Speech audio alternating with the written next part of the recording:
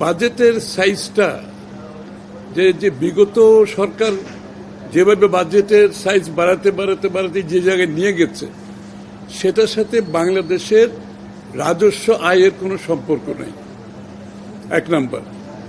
দুই নাম্বার হচ্ছে আপনি যখন রাজস্ব আয়ের পুরোটাই আপনার পরিচালন ব্যয়ের মধ্যে ব্যয় হয়ে যাবে, তাহলে আপনি পুরো উন্নয়ন বাজেটটা কিন্তু দেশের ভিতর থেকে দেশের বাইরের থেকে আপনি ধার করে চালাচ্ছেন।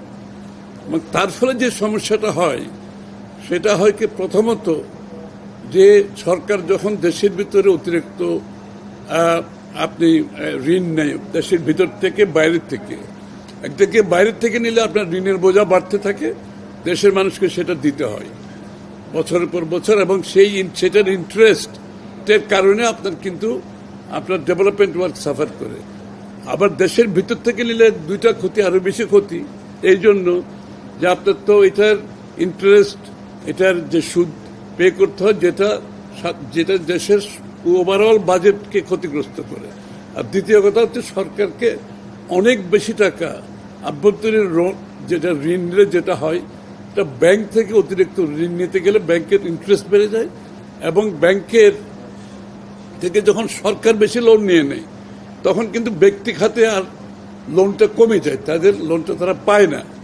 এবং সেইটা দুইটা হয়, একটা হচ্ছে আপনার বিনিয়োগ হয় না, বিনিয়োগ না হলে আপনার কর্মসংস্থান সৃষ্টি হয় না, মানুষের আয় বৃদ্ধি পায় না, সেটা খুব বেশি ক্ষতিগ্রস্ত হয়। অন্যটা হচ্ছে যেহেতু প্রাইভেট সেক্টর লোন পায় না, বিনিয়োগেও যেতে পারে না, এবং বর্তমান বিনিয়োগ যেটা আছে সেটাকে বাড়াতে পারে না।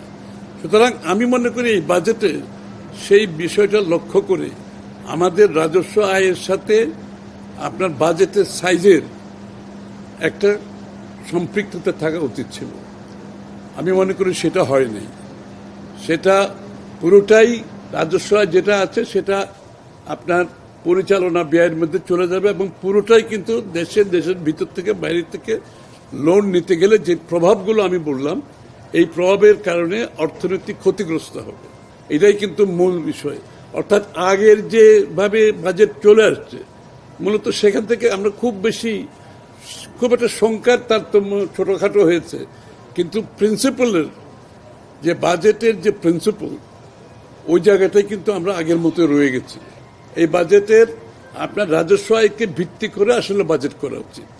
তাহলে আপনার প্রাইভেট সেক্টরে মানি ফ্লোটা থাকলো, তার বিনিয়োগ থাকলো, এবং ইন্টারেস্ট রেটটা কমে আসলো, আপনার বিদেশ থেকে ঋণটা কমে আসলো, ঋণ সার্ভিসিং কমে, যে সুদের হার, সুদটা কম পেমেন্ট করতে হবে, কিন্তু সেই জায়গা থেকে আমরা খুব একটা সরে আসতে পারি নাই। সুতরাং আমি মনে করি এই মৌলিক জায়গাটাই গলতটা রয়ে গেছে।